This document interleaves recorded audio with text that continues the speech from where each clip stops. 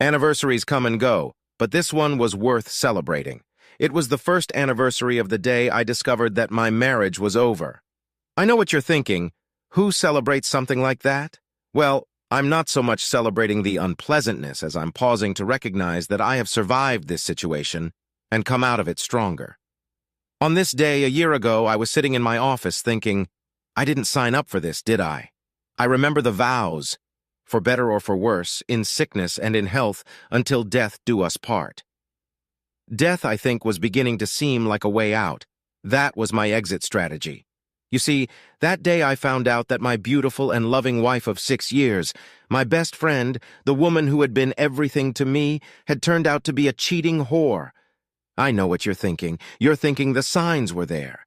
She stayed out late, showered as soon as she got home, was always too tired for sex, and got annoyed at me for every little thing. No, none of that happened. I was just an ignorant fool. So how did I know? It was Wednesday, and it was getting close to lunchtime. I was on my way back to the office after an unscheduled visit to a client, and thought I'd get a fried fish sandwich from a little store I know well. They call it The Whale, and they make it fresh, fried with tartar sauce, lettuce leaves, and tomatoes in a roll. It's like fish in a bun. You know how it is when things are going well, everything is falling into place, the customers are happy, and you like to think about the good lunch that awaits you in just a few minutes? That's the way it was. I was fat, dumb, and happy. That's when it happened. I was stopped at a stoplight when I saw my lovely wife's car, coming the other way, turn right into the parking lot of the local Don't Tell Anyone motel. I thought, what the hell? I turned right into the parking lot with a gas station, pulled into a vacant space, and watched as she got out of her car and headed straight for one of the rooms. She knocked, the door opened, and she walked in like she'd done it 1,000 times. What the hell? You're probably thinking I ran across the street and started pounding on the door. Then I broke down the door and beat my lover with my bare paws. No, now you think I slipped across the street and came in from the other side where I found the curtains slightly parted. I peeked between the curtains and saw everything I needed to know.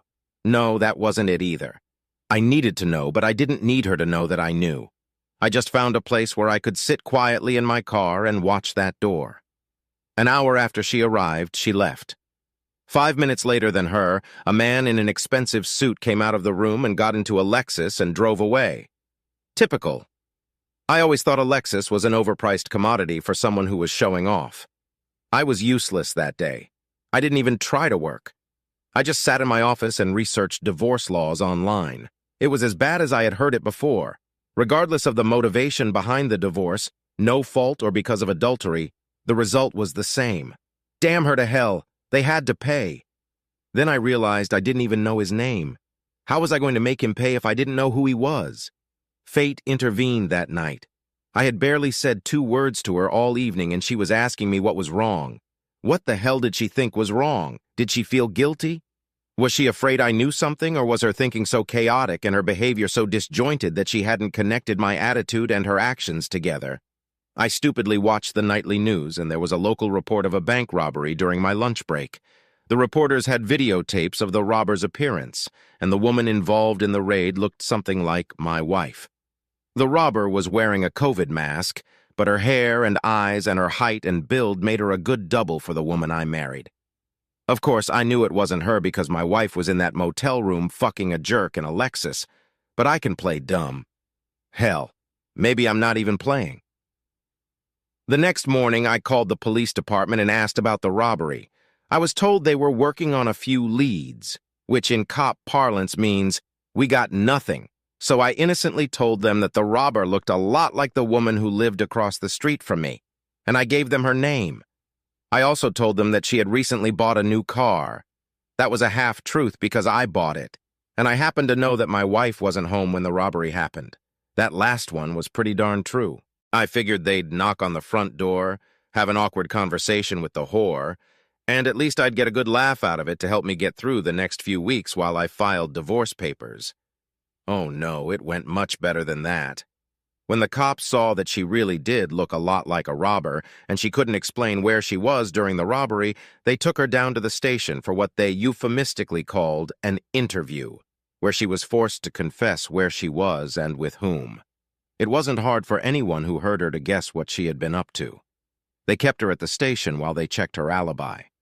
That's a simplistic way of saying they put her in a cell and went to the asshole's house. When he wasn't home, the wife gave them a work address. The interest in her husband did not escape the wife's attention. When he tried to deny having an affair with my wife, they went to a motel and got the videotapes. His appearance on the screen didn't make the police love him anymore, but it gave them both an alibi. It turns out that lying to police officers is indeed a crime, and so they went back to his house that night to charge him with a minor misdemeanor. I secretly suspect that they waited until he got home on purpose so they could arrest him in front of his wife. It didn't result in any big fine or jail time for the asshole, but it did result in his divorce. The story was too racy to be kept secret, and the cheating raider incident quickly became a running joke at the station, which the police soon told the couple. The couple told their friends, and their friends told their friends, and pretty soon my wife and the asshole became the laughingstock of the town. Even the judge who heard my divorce petition laughed when he realized who she was. In the end, the divorce was final. She had done everything that was expected of her and uttered all the usual cliches, but her confidence was shattered and would not be repaired in this life.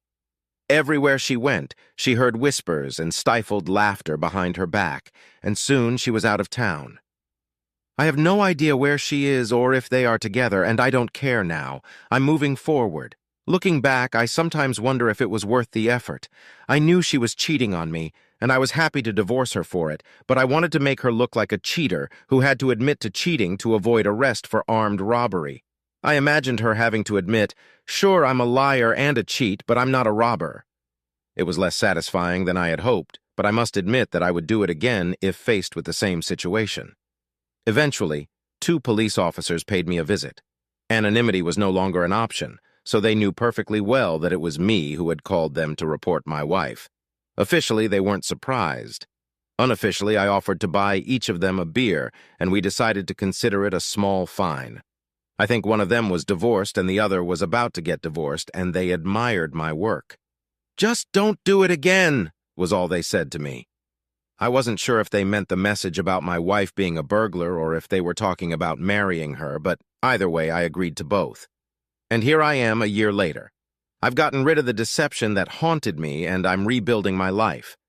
I had a few secondary friends who were actually friends of my wife, and they knew about her betrayal, so I had no trouble cutting them out of my life. I then redoubled my efforts towards the good friends who supported me.